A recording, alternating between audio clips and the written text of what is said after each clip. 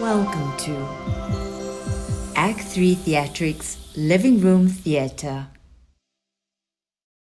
Hello everyone, I am Chandran. I'm from Act 3 Theatrics. Today we're going to share with you a very special story, Dog and Bone. But before that, I think it's a good idea to do some warm-up exercises. Myself, including all of you, because we need your help to tell this story. So up on your feet everyone, up. Okay, loosen those muscles, give yourselves a good shake. Good. Oh, got something here to show you. What is this? Yes, it's one chopstick. Okay, as you notice, this chopstick is green, nice color, and it's straight. So let's all be like the chopstick, as straight as possible. Chopstick, everyone. Broken chopstick, slight one. Really broken chopstick. See what angles you can make with your elbows, your knees, your neck. Really broken chopstick. And don't go down to the ground, okay? Still stay on your feet. Chopstick! Broken chopstick. Really broken chopstick. Really broken chopstick. Chopstick! My last one. Broken chopstick. Really broken chopstick. Really broken chopstick. Chopstick! Okay, good job. Okay, now settle down everyone. So we're ready for our story, and to introduce the story, we have Jivan. Boys and girls, ladies and gentlemen, Act 3 Theatrics Living Room Theatre presents Dog and Bone! Bruno the dog was a bully. So when the postman passed by on his scooter, all the neighborhood dogs would start barking.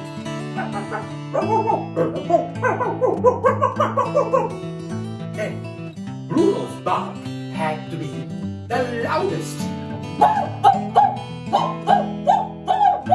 Now, for some reason, any of the other dogs forgot about this and barked louder than Bruno. The very next day, Bruno would go to the house, or at least the outside of the house where this dog was. Growl fiercely. Show that dog who the boss was. Another example, in the neighborhood there was this butcher, friendly butcher, who would sell meat. Now, at the end of the day, each day, the butcher would have lots and lots of bones left over. So what he would do is distribute or give away all these bones to all the dogs in the neighborhood. Here again, Bruno's bone would have to be the largest.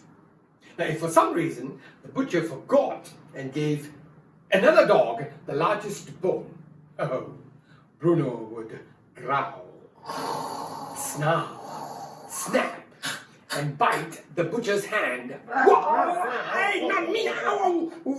Wait. So that the butcher would remember that forever. As I told you, Bruno the dog was a bully. Down. And then one day, this happened. So as usual, Bruno got his gigantic juicy bone from the butcher, and he decided to go home. But for some reason that day, instead of taking the usual route, he decided on another route, a longer one.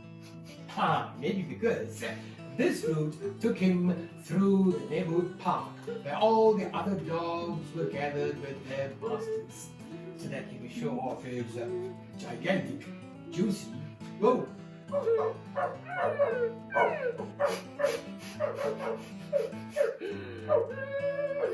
Bruno enjoyed reminding everyone who the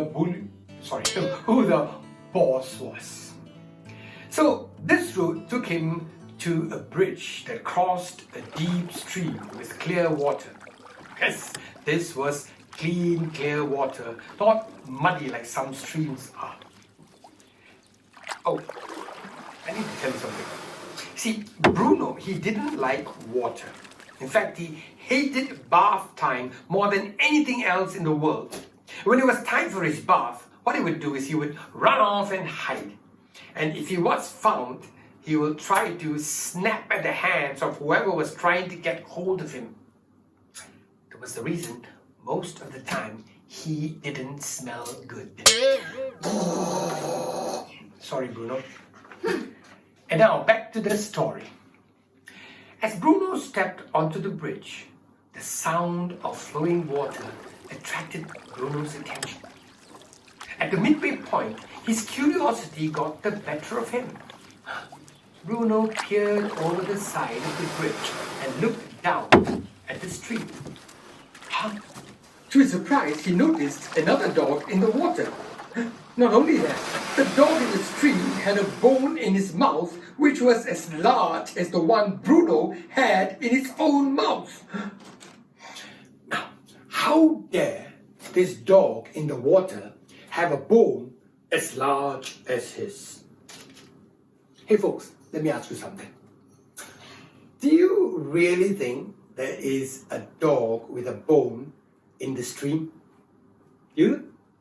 But what is that that's actually in the stream? That's right. It's Bruno's reflection. But Bruno was so angry that he couldn't think of things like that. You know, when you're angry, sometimes you can't think straight. To him, there was a dog and there was a bone, and he was not happy. And he was so confused, which is why he's not listening to what you are saying.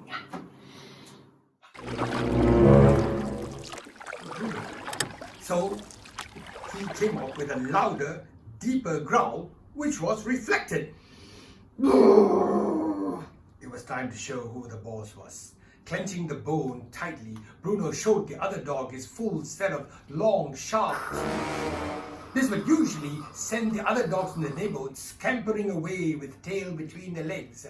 But not this dog in the stream. He snarled back and showed his full set of long, sharp teeth. How dare he, thought Bruno. How dare this other dog growl and snarl? It was now time to use his ultimate weapon. Bruno drew in a deep breath, then decided to go for an even deeper breath. He noticed his rival doing the same. No one should outdo Bruno the bully.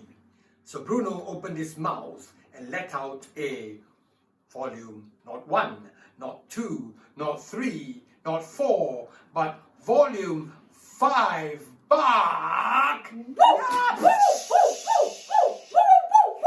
know what happened when he opened his mouth? The bone fell with a big splash into the stream. He noticed it falling, but it was too late for him to grab it. Oh, Bruno was horrified. To him, water was horrifying. He would never step into water, even to retrieve a gigantic juicy bone. That's how much he hated water. And to make matters worse, the dog in the stream now had 2 gigantic juicy bones. Of course, if he had looked carefully, the dog on the bridge would have noticed that the dog in the stream, his reflection, just like him, no longer had a bone in his mouth. But Bruno was too upset to notice anything. For the first time, Bruno ran all the way home feeling very sad, with his tail between his legs. He was very hungry too. You see, it doesn't pay to be a bully. Be nice, Bruno! And be nice, Bruno! You know, I prefer the story to have a happy ending, and I'm just the idea. Philly, the kind Dalmatian, was new to the neighborhood, and she noticed the sad dog passing by. She was the kind of dog who preferred to keep her weight down, so she usually ate small portions. Philly had eaten half her bone and was quite happy with that. Therefore, she offered the remaining portion of the bone to Bruno. Ooh, thank you! For once, Bruno didn't growl or bark at the dog. Well, Bruno, who from that day on stopped being a bully, picked up half the bone, dashed back home, and chomped gratefully on his snack. The